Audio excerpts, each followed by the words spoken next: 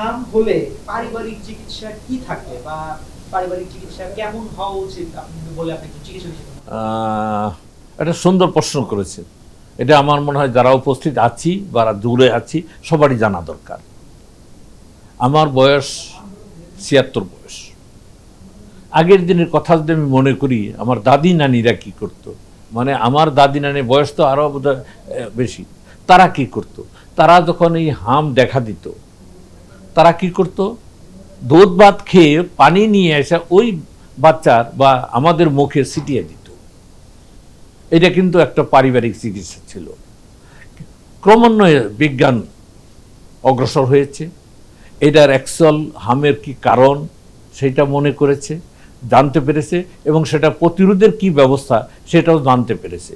এই জন্য হাম হলে প্রথম যে চিকিৎসাটা ঘরে বসে করতে হবে সেটা হলো, হাম হলে শরীরের যে সমস্ত উপসর্গ লক্ষণাদি দেখা যায় তা যাতে কম থাকে, কম হয়, সেই ব্যাপারে কার্যকরী পদক্ষেপ নিতে হবে।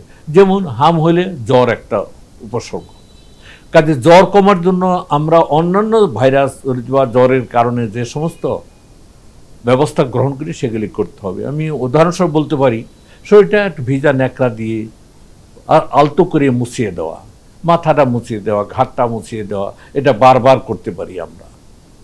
আবার জ্বর যদি বেশি হয় সেক্ষেত্রে আমরা প্যারাসিটামল সিরাপ বাচ্চাদেরকে দিতে পারি। এটা বয়স এবং ওজনজনিত হিসাবে দিতে হবে, এটা ঔষধের বয়স এবং ওজনের হিসাবে নির্ভরশীল হবে। এই সাথে আরও কিছু করতে পারি, বাচ্চার পুষ্টির দিকে কিন্তু পারিবারিকভাবে অত্যন্ত খেয়াল করতে হবে। বাচ্চা অসুস্থ হলে খেতে চাবে না, এটাই স্বাভাবিক।